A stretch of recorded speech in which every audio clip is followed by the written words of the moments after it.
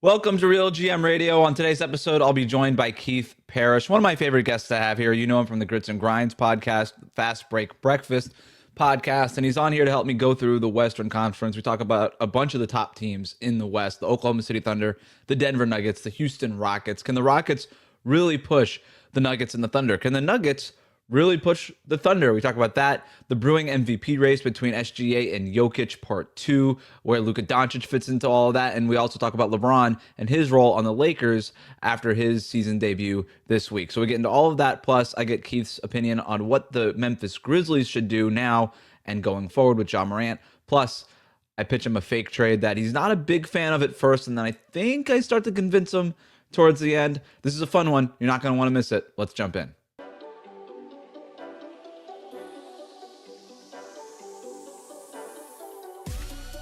Last night, Rockets Cavs was the headliner, the big ESPN game. Alperen Sengun, Kevin Durant, they combined for 48 points. Sengun was awesome, 10 of 17 shooting, 11 rebounds, 7 assists. I want to start with Houston because I need help with them. I don't think that they're as good as the Thunder. I don't think they're as good as the Nuggets. And I really don't have a reason for that other than the fact that I just know the Thunder and I know the Nuggets more. I'm just more familiar with those teams, and I'm more familiar with Nikola Jokic. But the pace that Sengun is on right now, you could even argue right now he's Houston's best player already, even with Kevin Durant added to the roster. Oh, so you started with very calm, reasonable opinions, pointing out that you think the Thunder and Nuggets are better than the Rockets. And I was like, well, of course. You're using your eyes and your brain and data. This Sengun better than Durant, I wasn't prepared for. I like it. I'm entertaining that. That actually is interesting. Sengun has been awesome this year. Whether or not he's overtaking Durant, that's a spicy thought. I enjoy that. And if you're honestly, the opposing team, right? Yeah. Who are you spending more time game planning against? Is it Durant or is it Sengun? I think it's Sengun. It might be Steven Adams because he wins every possession he's out there. He's something like the best net rating player over the last 10 years. He's this secret cheat code. You put Steven Adams out there and everything works. No, Sengun's been awesome this year. I mean, he's been even better than last year. Going back to your first tepid take about the Rockets being not as good as the Thunder and Nuggets, I do think that's legitimate, of course. And also, I think part of it this year, while this was a very nice win for the Rockets, the Cavs are missing Darius Garland. They're not whole by any stretch of the imagination. Also, the Rockets haven't really been tested that much. They're mainly playing Eastern Conference teams. They have racked up most of their wins against the East. So that also is a reason where maybe I'm not as like over the moon thinking that the Rockets have entered this tiny circle of the absolute best teams. Although, I mean, again, trailing the Thunder is no shame. You could argue if maybe they could hang with the Nuggets, but it has been a very promising start to the year. And a lot of that goes back to Sengun's been awesome. You could argue Houston's most impressive game of the season was opening night when they took Oklahoma City to 2 overtimes, and they lost that game. But to your point, like that could be their most impressive game of the season so far. Yeah. I mean, it has been a slightly favorable schedule, but still, I think if you're a Rockets defender, you are exceedingly encouraged by Sengun's play, and also just the fact that you've maybe found a solution that Reed Shepherd is stepping up slightly. Oh, it was my cat attacks the camera. Little YouTube treat for anyone watching on YouTube. Reed Shepherd, because of the dearth of guards on the roster, they needed Reed Shepherd to actually, one, get some playing time and deliver in that playing time, and he has. And then him and Josh Okogie being able to step up on this all-power forward squad. So there are trends that are positive for the Rockets when they start playing the meat of their opponents, the Western Conference. I'll be curious to see how well they hold up. Yeah, they've got a pretty tough schedule coming up. They've got Denver on Friday night, then Phoenix in Phoenix, and I think the Suns have been pretty okay, pretty good, better than expected. Then you've got Golden State, and if they could be healthy, then that's a legit game. And then a couple games in Utah, Sacramento, Dallas, New Orleans. It gets soft pretty quickly right away again. But, That means that they're sandbagging some of their harder parts of the schedule for later in the year. But I think this game against Denver on Friday is going to be very telling. That's an Amazon Prime game, so very excited about that one. But I think that's a fair concern about the schedule. That's like, I guess it would be different if Houston wasn't good last year, and maybe we wouldn't believe them. I'm just nitpicking why they are maybe below the Nuggets and Thunder. This is probably, I mean, they're a top 5 team, I think, comfortably. And the big question might be, where does their offensive rebounding rate finish the year at? Because, I mean, right now they're rebounding 40% of all their missed shots, which is bonkers. And it seemed to be the plan coming in based on how they built the roster. And the real question is going to be, if they win 50, 55 games again in the regular season, does this extra possession game, will that work in the postseason to take down the Thunder or the Nuggets? But I'm not worried about that. We have 5 months of winning ahead of us in Houston, so I'm just going to sit back and enjoy that. Yeah, I mean, 40% offensive rebound. 2 out of every 5 missed shots, they're grabbing them. And then Steven Adams and Clint Capella are both are both grabbing above 20% of available offensive rebounds. I remember, if you talk, I think Steven Adams might lead the league in welcome to the NBA moments among centers. Because I've talked to multiple young centers, and I like asking. I know it's a cliche question, but I like asking it anyway because I'm always intrigued by it. But like, what was your welcome to the NBA moment? When did you realize it was just a little bit different? And the number of times young centers have told me Steven Adams just pushed me like a rag doll, and I was like, this guy is so strong. I have a long way to go. It's multiple times. Also, some of those guys who tell those stories, they frequently have an addendum to the story saying, Steven Adams shoved me into the stanchion, and then afterwards he's like, hey, man, you should try doing this. Right. That will help you get the rebounds in the future. He's like teaching the other guys. I think Jared Jackson Jr. had a story like that, where it was just like, he was a teammate with Steven Adams before. He's like, no, you should do this. You'll do much better if you play the way I'm doing it. And so Steven Adams, one of the great competitors and gentlemen. And very much a gentleman. And what we were saying earlier, like when you have to game plan them, teams are game planning against Steven Adams. He has become that kind of guy on the offensive glass where you frequently see 3 or sometimes even 4 guys trying to box him out, and oftentimes it doesn't matter anyway. But the amount of attention that you have to have for Steven Adams on the offensive glass allows for Amen Thompson to sneak in and grab that putback rebound and things like that. He's got this weird kind of gravity about him in the paint. And I know we don't typically associate gravity with offensive rebounders and guys like Steven Adams. We typically associate gravity with guys like Steph Curry. But there is certainly a gravity to Steven Adams. People do tend to orbit to and around him, and that opens up things for other people. Well, and it really has been one of the keys to this start to the year that they are playing big.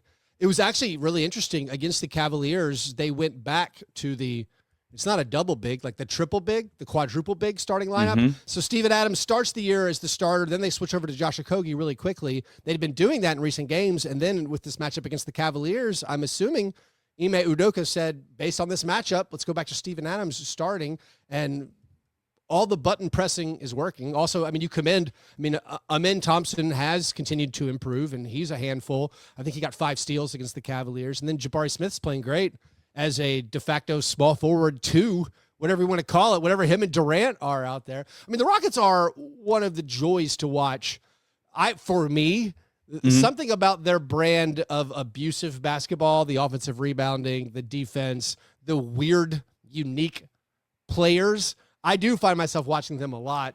Like when we compare them to the Thunder, I'll be honest, I hardly ever watched the Thunder this year. Like if I'm doing my league pass, I'm sitting down with my slate of games, and there's 5 games on, and one of them's OKC Sacramento. I'm not watching that game. I was like, what?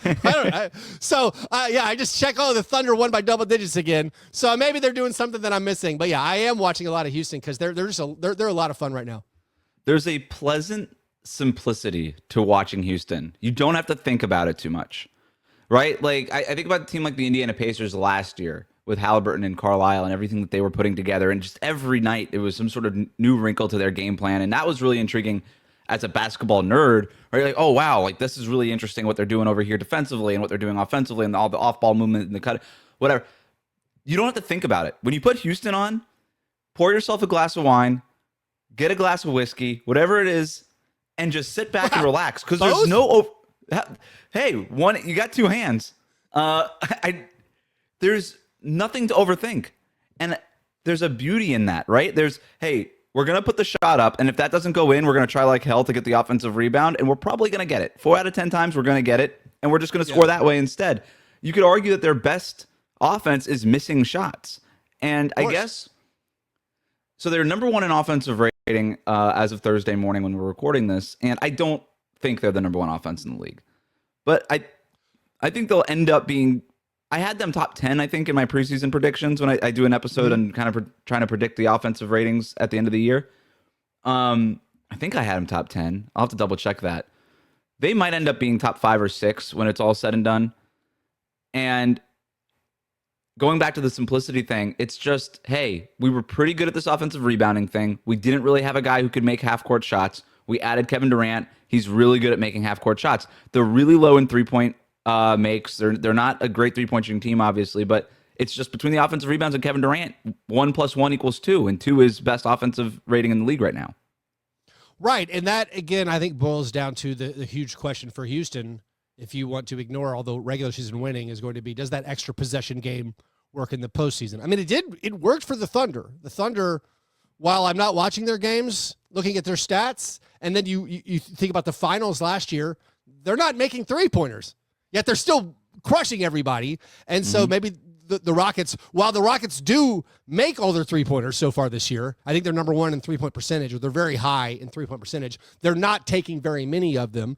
Their half-court offensive rating, it's Cleaning the Glass has it as 9th right now, but that's also with them getting 41% of their missed shots. They have an offensive rebound rate in the half court of 41%. So, I mean, who's to say maybe it just can't always work if you have, I mean, if you're playing Kevin Durant and Jabari Smith as your 3 and your 2, if Amen Thompson's your 1, why can't you continue to at least pick up, say it's not 40% in the postseason, if you get 33% of your available offensive rebounds, that might be good enough too, because that's astoundingly good. If you end up taking 10 more shots than your opponent every single game, yeah, who's going to stop them? One other thing that I'm really enjoying watching with them is the way that they're using Amen Thompson. They've just unlocked something with him in that dunker spot, and it's so simple. It's basically one decision. It's sort of like a read option almost in their offense. It's, hey, if we're going to plant Amen Thompson in the dunker spot, who also has a ton of gravity because of his leaping ability, and then we're going to drive. And if that second defender sticks to Amen Thompson, we're going to put that shot up, and then we're going to hope to crash the offensive glass. If that second defender on Amen Thompson comes over to us, then we're just going to lob it up for Amen Thompson, and he's just going to dunk it. And that's just a play that they run all the time. I was going to say there seems to be a slowness to adapt, I feel like, to Rockets opponents on Amen in the dunker spot, where I feel like the help defender, the guy guarding Amen, is like, you know what? I'm gonna sag off a little bit. I don't think he'll be able to catch it and dunk it from where he's at. And then it's like, oh, whoops, he just caught it and dunked it. And so, like, there keeps being a guy where, like, so-and-so will have, you're like, oh, I got him. And then it's like, oh, no, I didn't have him. He got another dunk again because I was helping too far off. Like, you can't leave him at all. And then I guess then you're at the mercy of the offensive rebounding. If you even shade over to the ball handler, once they throw it to him, if he's within, like, 12 feet of the basket, it's just like gather step and then a dunk or a layup if he's like 14 feet away and he can't quite get to the dunk. Yeah, his athleticism, the freakish ability he has just in all basketball areas, but also that dunker spot, it is this thing where maybe, I don't know, how do you tell the defender? You're like, hey, listen, you really can't. He's going to dunk it. Like, you can't get more than 5 feet from him or something, or 4 feet from him. Yep. It's an unbelievable weapon for them. Yeah, it's this almost prime DeAndre Jordan thing, but he's 5 inches shorter than DeAndre Jordan. It's just like with the Clippers, they would just lob it up. Like that's 25% of our offense is just lobbing it up to DeAndre Jordan and just trusting that he's going to catch it and dunk it home, and that's it. To what you were saying too before about like opponents being slow to catch up to the offensive rebounding thing, it has me thinking last year. So the Thunder, they win the championship, and a big part of what they're doing is they just turn you over at an insane rate, right? They were turning opponents over at basically 2 out of every 10 possessions. They were just grabbing the ball and going the other way with it. And when they really wanted to dial it up and put their best sort of hands unit out there, it felt like 3 out of 10. And that's more just anecdotal. That's not an exact stat, but it just felt like they could turn you over whenever they wanted to. And that was such an extreme, right? They broke all these records and all these things for that, and they ended up winning the championship. And I'm wondering if in today's NBA, having that one thing where you're not just merely very good or elite or even best in the league at, but just sort of leaps and bounds better than everybody else, like you're just lapping the field in this one stat category. Are we now in like this era in the NBA where it's actually a strategy to just be extremely good at this one thing? And if you're just off the wall, off the charts, really extremely good at this one thing, you can almost afford to be average at other things, and you're just going to win games with this one extreme thing that you're always doing. That's an interesting question. I don't know. I'd have to like go through NBA history. It seems like a lot of teams would have done this before. You've certainly had teams that were known for that's just a lockdown defense, and they're trying to grind you into paste and win that way. As far as the one team that's miles better at offensive rebounding than everybody else, I'd be curious to know if that's existed before. Did like a Ben Wallace Pistons team or like one of the Dennis Rodman teams, be it Spurs or Pistons, were they that way? And then it's like the Thunder are weird, not just that they're so much better than everyone else, specifically at defense, where, you turn over the opponent the most in the NBA, but also, and it's intertwined, but also opponents can't shoot against your team because you're that good at defense. You have the best field goal percentage defense as well. I'm not sure. I mean, the Thunder are so good, I don't know if they even qualify for the hyper specificity, because they also have Shai Gilgeous-Alexander, who can score in isolation whenever he wants, it feels like. So that's a tough question, but it is interesting. Do we become specialists? Should we become the greatest at this one thing? And is that our avenue to gaining an edge in the modern NBA? What are the other specialties you could go for? I was just trying to think about, like, what if you just... I was like... What if you blocked 1 out of every 4 shots? Like, is that what the Spurs should be doing with Victor Wembanyama? Well, I think what if a team totally sold out for all defensive rebounds? I want to say, what if my Grizzlies with Zach Edey are like, all right, we're not going to get out in transition. We're going to try to get 85% of available rebounds. If we hold the opponent to a 15, I threw that number out because in the 2 Zach Edey games, they're rebounding 80% of the opponent misses, which is great. Like, that's incredible. So I was like, well, maybe that's a path to winning some basketball games if you aren't good at shooting or scoring or any other kind of defense. Well, I don't know. The stat nerds will tell you, hey, dummies, the reason why it works for Houston and why it worked for OKC is because you're winning the possession battle, right? You're creating extra possessions by either stealing the ball away from your opponent, eliminating a possession, and creating a new one for yourself, or with the offensive rebounding, it's creating these second possessions on the offensive glass. And I think what we're seeing in the NBA right now is just, hey, everybody is so damn good, and offensive ratings and players are so skilled offensively now. And every year, just the offensive rating across the league on average is just climbing, that actually playing defense, like the only reason defense exists is to try to create an extra possession, or the only crashing. You see so many teams now crashing the offensive glass, not to the rate that Houston is doing it, but like everybody's just so good offensively that the only advantage that you really can create is just to have more possessions to score than the other team. And so other than, creating steals, offensive rebounds, the other one could just be like drawing charges. No, and turning your, like, if you just had 5 Kyle Lowrys out there. Let's break this down. What's the most charges you could draw in a game? Like 5? Like, I don't think there's that. We can look this up. How many charges are called? So per the Miami game? Heat in 2022, The Miami Heat in 2022 broke the record for charges drawn. I hate it. In a season. And it was because Kyle Lowry was playing a lot of minutes for them, and then guys like Caleb Martin got like weirdly good at it. I think they like had seminars of how to draw charges because they were undersized, so they couldn't block shots, and they weren't going to win the offensive glass. So that's how they were going to win the possession battle. They were going to turn you over by just being annoying, and that's what they did. So you're just talking to the wrong guy on this because I find charges morally repugnant. I'm with you. It wasn't fun to watch. I don't think a help defender should be allowed to take a charge on a player going up. I think they should change the rule not to the upward shooting motion. I think they should change the charge rule to the gather. The defender has to be there for the gather. We have the best athletes in the world. If Amin Thompson catches a pass 16 feet from the basket on the baseline and can take one step and dunk, you shouldn't let a Kyle Lowry stand there and undercut him. It is idiotic we allow the players to be endangered by incentivizing undercutting players. Am I sensitive that Ja Morant gets hurt multiple years on missed block charge calls? Yes, it's crazy the NBA allows the current charge rule. Move the charge circle out. Change some of the there are some, if the primary defender's standing there and you plow through the guy, fine. I don't mind a primary defender who's ground bound, taking an impact of a dribbler. But man, once that guy goes up, play defense. If you're there, jump. Yep. And I'm with you. And you know it when you see it. You know the cheap charge when you see it. There's some legitimate charges where the guy's just driving into a planted defender, and you're just like, all right, that guy, the offensive player didn't really have any business being in that space. That was definitely the defender's space there. Yeah. But you also know it when the guy just slides under him. And people have been trying to create rules like, well, if he's already in the air, then you can't slide at the moment that he leaps, and then the gather. And it's just like, look, if we wanted robots to do it, then we could just have robots do it. The ref knows when it sucks. Hey, did that charge suck?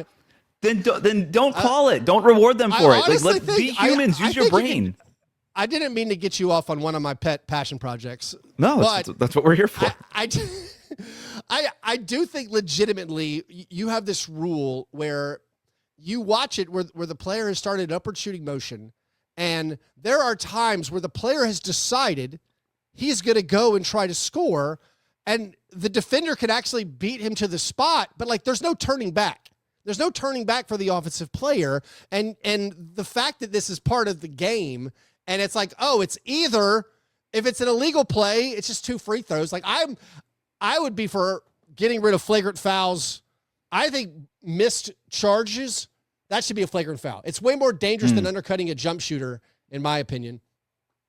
Yeah. So yeah, I'm it definitely leads to more injuries. Yeah. Today's episode of RealGM Radio is brought to you by Prize Picks. You and I make decisions every day, but on Prize Picks, being right can get you paid. Don't miss any of the excitement of the sports season, whether you're following the NFL, the NBA, or both. There's no better time to jump in on the action. If you haven't tried it yet, Prize Picks is the simplest way to play. Just pick more or less on at least 2 player stats, and if you get them right, you win. It takes less than 60 seconds to make your lineup, and you can play anywhere that Prize Picks operates, including California, Texas, and Georgia. The new Stacks feature is a game changer. You can now pick more on Steph's points, threes, and assists in the same lineup. Plus, if one of your players leaves early with an injury, the injury reboot saves my lineup from a loss. Download the Prize Picks app today and use the code CLNS to get $50 in lineups after you play your first $5 lineup. That's code CLNS for $50 in lineups after you play your first $5 lineup. Prize Picks. It's good to be right. So, okay, Rockets, TBD. We like them a lot. They're fun to watch. TBD to see if they're as good as Denver and OKC. I want to then kind of hit the Nuggets part of this, right? Because we're talking about Denver and OKC being in this tier over Houston. I don't know about you. I have the Thunder in its own tier, and then I have Denver in that second tier under the Thunder. And I did pick the Thunder to win the championship and repeat. So I might be slightly biased in this opinion, but I don't know. Can the Nuggets threaten the Thunder, I guess, is the working question that we can go with here. As someone who's already admitted they haven't watched the Thunder very much this year, I'm going to say yes. I'm going to say yes based on a couple of things. I think the easy thought process that I feel like this works, you could check my math. The Thunder had to play 7 games against the Nuggets last year, and I think the Nuggets are markedly improved. Whether or not the Thunder are markedly improved, maybe they are. I mean, maybe the step forwards of the team, the fact that they're unstoppable even without Jalen Williams, maybe the A.J. Mitchells, Aaron Wiggins, those guys getting better, Cason Wallace, if he's getting better, Chet, Isaiah Hart. Like, the Thunder are awesome and are still clearly the favorite, but I do think the Nuggets are so good, and the additions they've made, even if Cam Johnson is not delivering exactly what everyone thought it's going to be, like Tim Hardaway Jr. has been beneficial, and Peyton Watson is getting better, and Jonas Valanciunas, who has the most thankless role of being the yin to the yang to Jokic's on-off stats. Any center who comes in is going to have the worst on-off net rating swing, but still, like, he's doing fine out there. Bruce Brown has a pulse again. I think the Nuggets are better, and so I do think they can challenge the Thunder. Also, the discussion we had about generating those extra possessions, I think the one clear advantage the Nuggets have is half-court offense. I think the Nuggets' half-court offense is going to be always better than the Thunder's half-court offense. And so if the playoff games do slow down a little bit, maybe they're not slowing down as much as they used to, I think the Nuggets would have that advantage in the half-court. So, yeah, I think the Thunder can definitely, or the Nuggets can challenge the Thunder because, I mean, I think those are the two best teams in the NBA right now, and I've liked what I've seen from the Nuggets so far this year. Yeah, I want to go to that Cam Johnson point really quick because he's not been good offensively. I think the thing that gets lost with Cam Johnson is he's been very good for them defensively, and Denver, last I checked, was second in defensive rating. And a big reason to that is the swap of Michael Porter Jr. out, Cam Johnson in.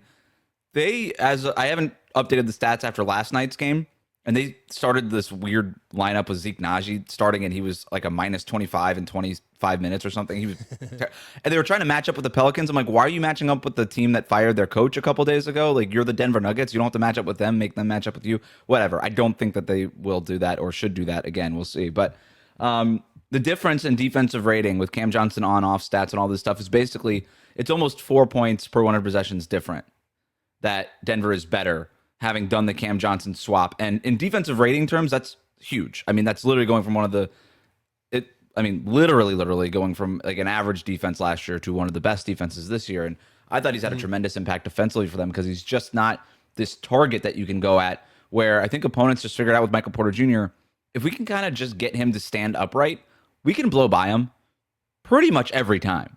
And that's what they would do when he was out there. So I think that's been huge. And then the shot will come for Cam Johnson. I'm not that worried about it. The Bruce Brown thing, seeing him back in Denver, it's a little bit like when Dave Chappelle just left the Chappelle Show and went to Africa and we just didn't hear from him, even though we knew he was alive. And then he came back and just started doing stand-up again. We're like, oh, right, you're good. Honestly, the similarities are pretty close. They both secured a gigantic bag. Yep. And then we're like, I'm out. Yeah. Bruce Brown's like, wait, the Pacers will give me $46 million or whatever it was. Sorry, guys. I gotta go. He had to leave the country. He ended up in Toronto. And I do think it was interesting, just specific to Bruce Brown. You were wondering, is he cooked? I don't know if the Chappelle comparison holds up there. But Bruce Brown on the Pacers and the Raptors briefly, it's like, is this guy cooked? Is he just a Jokic merchant? And he might just be a Jokic merchant. But still, when he got back there, you're like, oh, this guy's totally useful. It doesn't matter that Cam Johnson is not really finding his stride offensively with this team because Bruce Brown's pretty good, and they just have enough guys where they can just keep cycling him in. And it's not like Cam has been even a detractor on the offense. Yes, it'd be great if more of the shots went in, but he's not shooting the ball that much. He's just deferring. Like, oh, Jamal Murray's cooking. Aaron Gordon's cooking. Whoever is getting shot. Peyton Watson went nuts. So it's like they have enough guys and they share that basketball, and Jokic is so much better than everyone else that, it's we talked they're very formidable. Before the season, I had Mike Shearer on from Basketball Poetry, and we were talking about Cam Johnson and how allowing him, and I think Adam Mata has made this point when we were breaking down the preview for the division also, where Cam Johnson's fundamentally a very similar player to Michael Porter Jr., where they're bigger, taller guys who can shoot the three at a very high level. But with Cam Johnson, there's a little bit more of an off-ball package with him. And the other thing, and Adam brought this up, and I thought it was a really good point, Denver was always afraid to use Michael Porter Jr. in screens because of his injury history. And that's not a concern with Cam Johnson. So as opposed to just sticking Michael Porter Jr. in the corner with Cam Johnson, he should be more involved in the offense. To your point, that has not been the case. Cam Johnson has just been stuck in the corner. They're not really using him in the offense. And I do wonder if this Christian Brown injury maybe opens the door for Cam Johnson to be more involved in the offense than he's been. And maybe they could find some new wrinkles offensively. And it's not exactly like Denver needs them. So maybe it's just something that David Adelman has just got in his back pocket and he's just not using right now. But there's definitely some fruit left on that tree, on the Cam Johnson tree, for them to go find. Yeah, I also was thinking, I don't know if this is anything, but one thing Cam Johnson does is he doesn't turn the basketball over. He knows his role. I mean, doesn't have the ball in his hands a ton, but he's one of those guys who just plugs in, you think, to any offense. That's why people thought the fit would be seamless. But right now the Nuggets are turning the ball over less than they have in previous seasons. Maybe some of that is just you just have another wing out there. He's either going to score or he's going to move it to the next guy, and he's never going to turn the ball over. So maybe that's another just a little added benefit of Cam, even when the shot isn't going in. So Jokic is, to your point earlier, he's the one guy that does break the Thunder defense. Like all the things that the Thunder, it's not that the Thunder's defense is awful, and they'll tell you, hey, we got Isaiah Hartenstein, Chet Holmgren is taking a leap and all these things. And certainly there's moments where those guys bother Jokic, but at the end of the day, Jokic is going to break the code and figure it out, right? And so that is the reason why I think Denver, in a one-on-one matchup in the playoffs, I think they could beat the Thunder. I think the Thunder are overall the superior team, but that's not how the playoffs work, right? Like you have to play these teams, and I think that Denver is a uniquely tough challenge for the Thunder. And then you look at what Jokic is doing this year. He's making, what is it, 65% of his shots?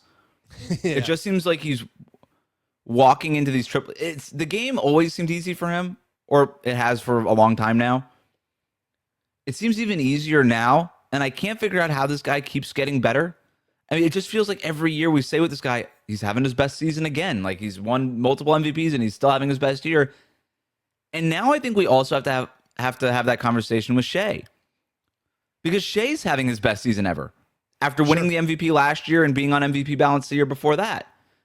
And so both of these guys, we've graduated from Jokic versus Embiid now to, I think, Jokic versus Shai. And I think that's a more interesting matchup because they're both offensive juggernauts. They're one-man offenses. They're not going to guarantee you a top 10 offense. They're probably going to guarantee you a top 5 offense when they're out there. They're that good. And yet they're both even better. Last year I thought was a really close race for MVP. I would have voted Shai on my fake ballot. I don't know where you would have ended up, but it was neck and neck for me until the very end. My fake ballot has been stuck on Jokic for years. I just sit in awe, being like there's this stuff where Jokic makes stats, which is a dumb sentence to say. The stats Jokic is putting up are so much better than anything else in NBA history, where I start questioning myself, wondering, is it meaningless that Jokic had a 7-game stretch where he made 74% of his shots or whatever? Is somehow putting the ball in the basket overrated? And so it's like the numbers are so preposterous.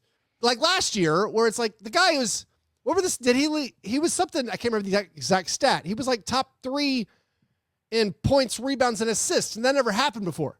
Like that's never happened in NBA history before. And he also did it while being like the most efficient shooter in the NBA, outside of maybe like your Derek Lively's, and you're just like, what? This doesn't make any sense. This guy's doing all this, and yet people are like, well, the Thunder are the best team by far, so Shai, MVP. And part of me is like, I get it. Shai is also amazing. He's also doing things we haven't seen since like Michael Jordan's best years. So there is the context, the historical context of league stats, players being more and more efficient because no one takes mid-rangers, and they're picking their shots better. They're getting better looks because of modern offenses. So like part of that's in there, but I keep defaulting to, I don't understand. As someone who loves being on Basketball Reference and just looking at historic stats, I can't comprehend the numbers that Jokic puts up. It's absolutely crazy. And the efficiency with which Shai is scoring is crazy too. And it gets into that conversation about what is valuable and all these things, which is not even that interesting of a conversation to me, honestly. But you do kind of have to ask yourself that question when you're making these decisions, because on one hand, you have Jokic, who's out there making his teammates better. And what I'm about to say on both of these guys is extremely simplistic, and I'm painting with a broad brush, and it's wrong. but just go with me on this. If Jokic is the guy who is making his teammates better, there is a lot of inherent value in that, right? You are lifting the roster. You are lifting your teammates. Everybody around you is better, and that is extremely valuable. On the other hand, Shai, again, very simplistic view of this,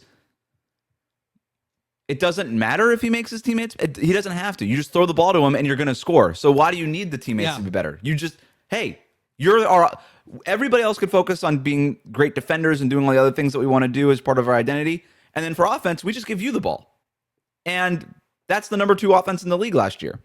And there's obviously inherent value in that. So I think it's really interesting. And I think we're headed in that direction. I mean, Luka is now probably going to crash that party. Giannis's numbers are crazy this year. I think we'll probably end up with a top 3 of Jokic, Shai, Luka. And I think we'll still probably end up splitting hairs between Shai and Jokic again, but we'll see. I mean, we'll see what happens with these Lakers and LeBron comes back fully. We could talk about that in a second too if we want. But to me, are you a Dragon Ball Z fan? Did you watch that? No, I'm not. Okay.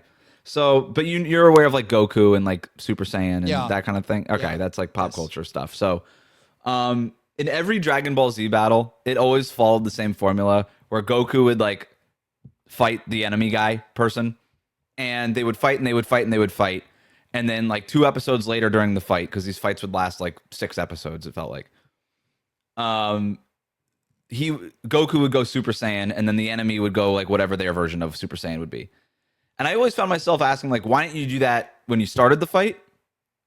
Like, why not like do the power up thing at the beginning? Right. And then as the fight would go on, there would be like 8 more power ups in every fight, and you're like, oh, so by the end of the fight, they were just so much. Both of them were so much stronger than they were to start the fight 8 episodes ago.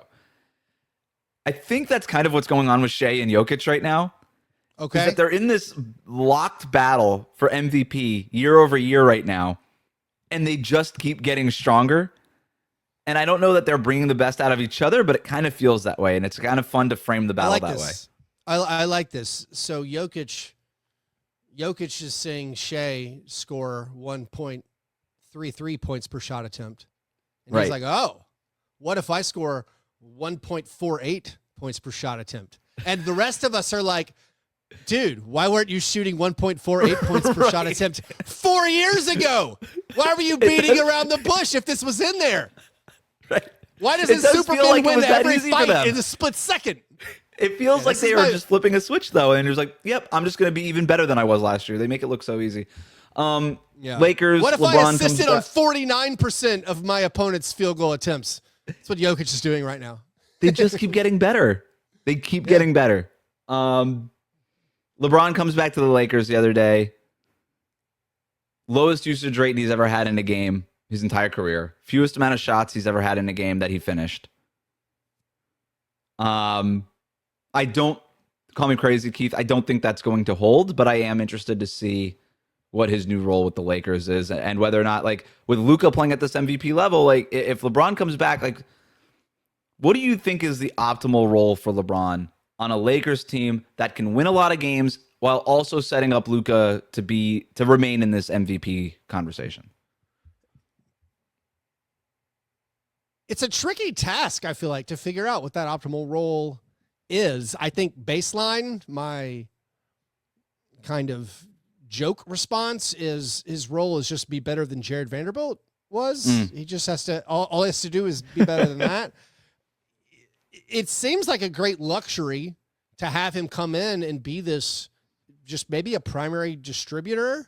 I don't know. I mean, I think it was 11 assists in that first game back, the double-double. The ball handling that they have, the primary creation they have between Luka and Austin Reeves and LeBron seems awesome. Making that all fit, whether it's the staggering of those guys and having LeBron do more off the ball stuff, just be it's interesting where, like, do you just turn it all over to Luka, how he's been doing? That is a proven formula for winning in the NBA, and he's made the finals doing that without a LeBron at his side. So I don't know. It's interesting where it's like, I can't complain with what the Lakers have been doing so far. I do think, no joke, one thing the Lakers need to be doing and JJ Redick needs to be doing is not playing LeBron very much, just flat out. Just like he played, I think he played almost 31 minutes in that first game against the Jazz, and I was like, why? I know they were down early, but they took over, and then they won it going away, and I'm like, why is LeBron playing 31 minutes in a game you're pulling away? This is for LeBron in year 23. We want LeBron to be healthy all year in the postseason, so like, I don't know if he would do it. I mean, I don't know if LeBron would accept a 24-minute a game situation. Maybe there'll be or just off nights, right? Where don't tell Adam Silver. I mean, you're risking the that's true, and then you're risking the $100,000 fine. Right.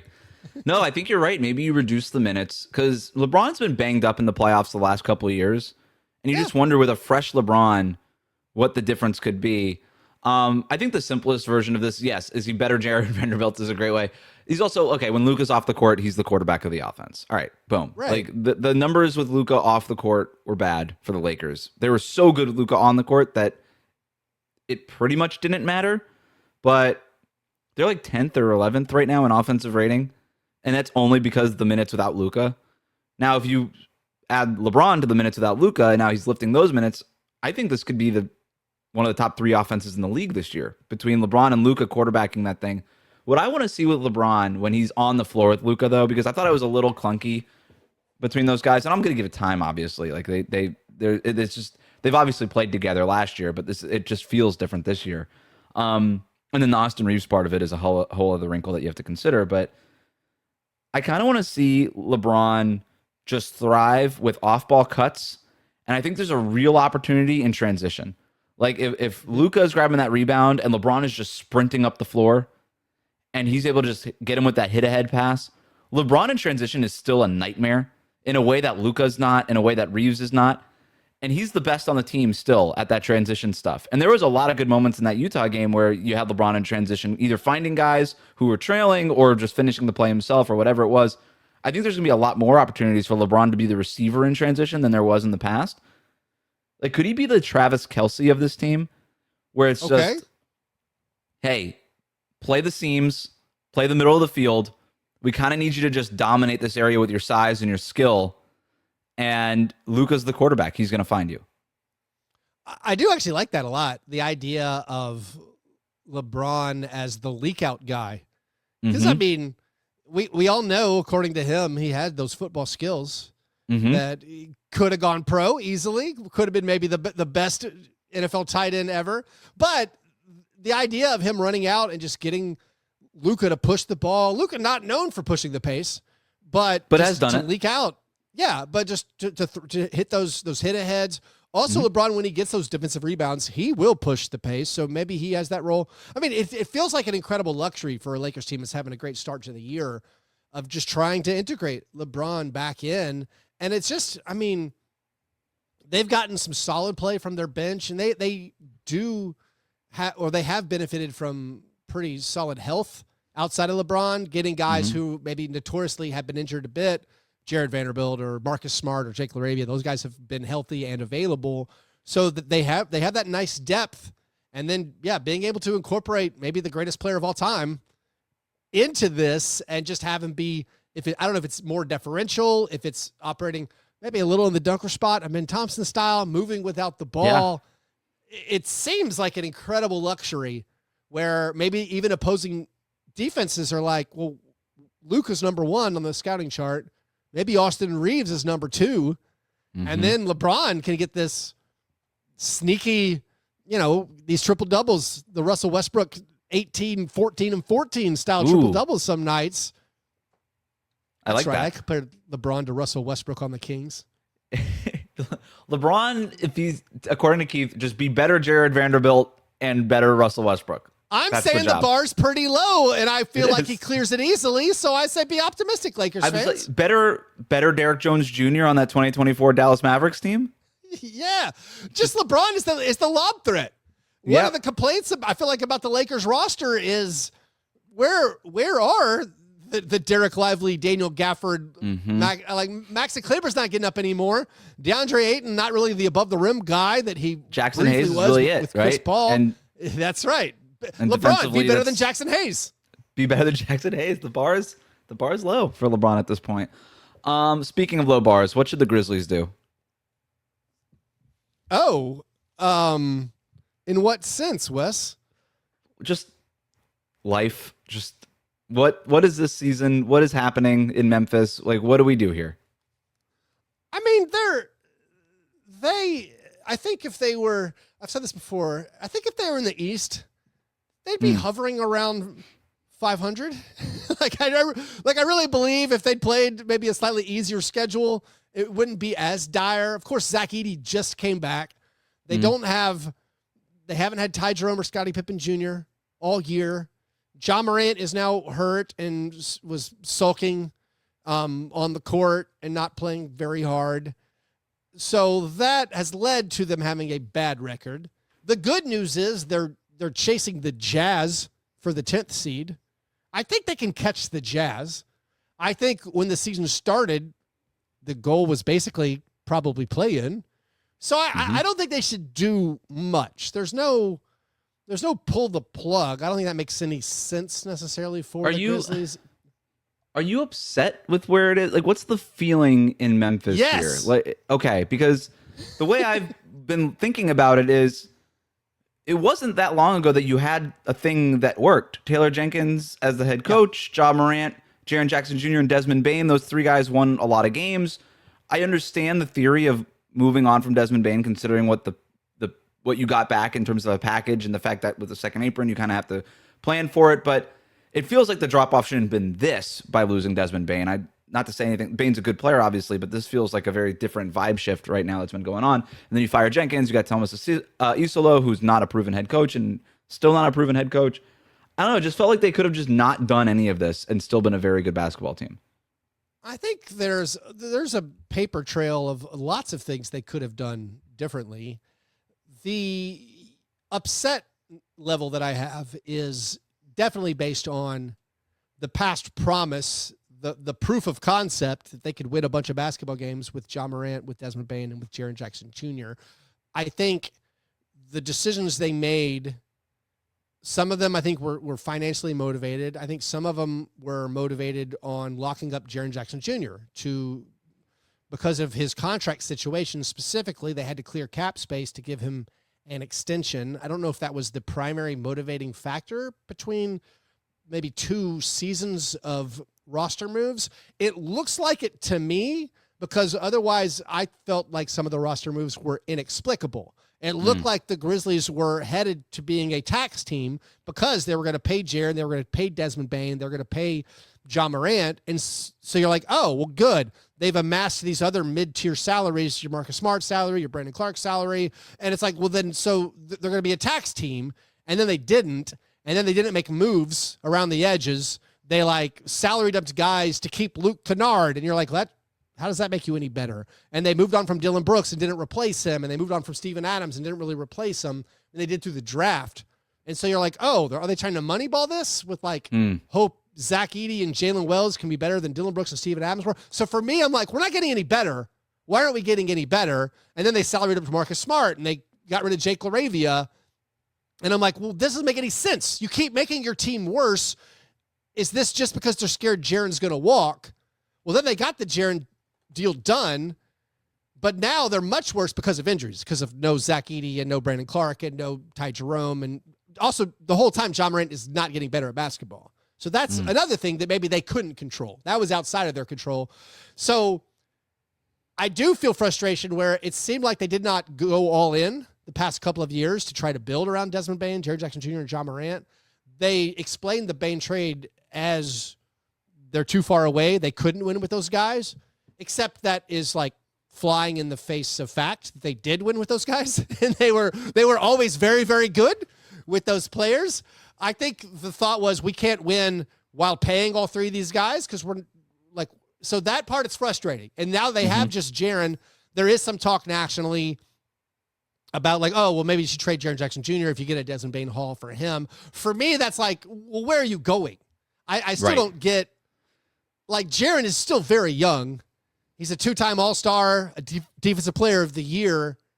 Like, you're probably not getting that back in a draft pick. You might get lucky, And I understand, like, some of these other horrible teams where I'm like, you need to tank because you have nothing. The Grizzlies don't have nothing. I mean, they have Cedric Coward and Zach Edey and Jaren. That's good. That's a good starting place. I obviously left off John Morant. I don't know what John Morant's deal is. But, like, I do think the idea of, like, oh, things went a little bit wrong, trade your awesome 26-year-old. It's like, it's kind of brain rot, guys. I think they punted the last 2 years a little bit to sign him. Now that things go bad, you want to start completely over? That's not really where I'm at as a fan. Yeah, you look at the bottom of the Western Conference standings, and it's the Memphis is down there, Sacramento, Dallas, New Orleans, the Clippers, they're all down there. The Grizzlies feel closer to fixing it than those other teams because of everything you just said, right? You've got John Morant, you've got Jaren Jackson Jr. Those guys are still really good. I think they're both worth building around. The John Morant trade stuff has quieted a little bit lately. We'll see what happens over the next few months here before the deadline and all that kind of stuff, but I think they're worth building around. I think they're young enough. You got them locked up on contracts. Cedric Coward is awesome. I mean, I don't know how you could. What a bright spot in what's going on with Memphis right now. I still like Jalen Wells. I still like Vince Williams. Like, there's a lot of guys. I like Zach Edey. There's a lot of guys that I like on that roster. I actually think that they should go the other way. I think they should add. This is one of my favorite. It's one of my favorite Sabonis teams. Oh, interesting. I have an anti-Sabonis stance in my life, so you might have to switch it. Well, you'd have to get rid of Edey because, like, you're not doing Sabonis and Edey. I think you could bring Edey off the bench. I think Sabonis and Edey could play together, and you kind of do what the Houston Rockets do. And then Sabonis does all that physical stuff that Jaren Jackson Jr. doesn't want to do, right? We know what Jaren's deficiencies are as a rebounder. Sabonis is going to rebound the ball. And then Sabonis, for what he can't do defensively, Jaren's kind of the perfect guy to put next to Sabonis, where he could space the floor, because Sabonis isn't going to do that. He's going to space the floor, and he's going to defend at a super high level that will just cover up for Sabonis. You can kind of just hide Sabonis on somebody and then have Jaren Jackson do all the stuff that a center needs to do while having them both on the court at the same time. Do you want to hear my fake trade? Okay, go ahead. You haven't won me over yet, but please bowl me over now. It's got to be a pick space package because it's Sacramento and they don't need players right now because they need to be doing the other. They need to go the other way. But KCP and Brandon Clark have to be in there for contracts. Shorter term deals. Sacramento can eat them, not have to worry about it. I think you have to include one of like a G.G. Jackson or a Vince Williams type, just a young player that Sacramento could kind of feel good about getting in the deal. And then whatever amount of picks. It's probably not all the Desmond Bane picks because it's not like Sacramento's operating out of a position of strength here. And there's already reports out there that they could explore trading Sabonis.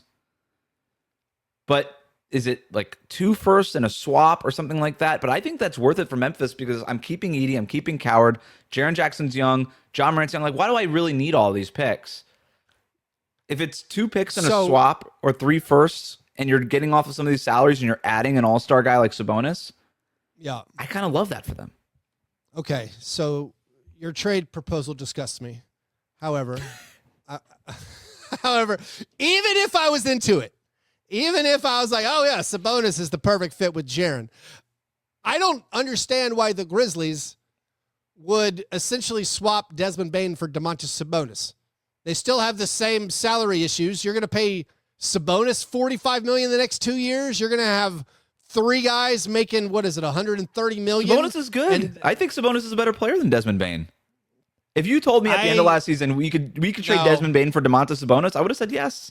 Sabonis lacks what Desmond Bane has, which is portability. I think Desmond Bane amplifies any situation he goes to. I think Sabonis has to have a specific situation for him. And I don't want a center I have to hide. That's just when I dream of things for my team, I don't want to hide my center anywhere. I don't want the end years. I don't want the age 30 decade of Sabonis anywhere near my roster. If it costs me draft picks, I think right now there's many win now trades that I would be into. I don't mind giving up a first round pick to upgrade a Kentavious Caldwell-Pope or to use the Brandon Clark salary or the Conchar salary to get in another young piece. But I'm not bringing in 30-year-old Sabonis where I'm not sure how exactly that's going to age. Also, the Sabonis and John Morant fit, that stinks. Like, that stinks out loud. Like, Ja can't shoot. Ja can't shoot. So if I neither could if I have De'Aaron to Fox, build and they around, were one of the best pick and roll partners in the league. if you had said Keith, Ja Morant for Sabonis, I would have set up and said, "Oh no, that's interesting. I hadn't thought of that. I did not think of that. We're going to sell way less tickets." But that makes a little bit more. I look at the Kings as the team. I mean, you need to be in the business of trading with the Kings. Like, 100, I would just trade for anybody on that roster. The Spurs got an unprotected 2031 Kings pick swap to take Harrison Barnes for free. Harrison Barnes is cooking. Yep. But like I would want to get Kings picks.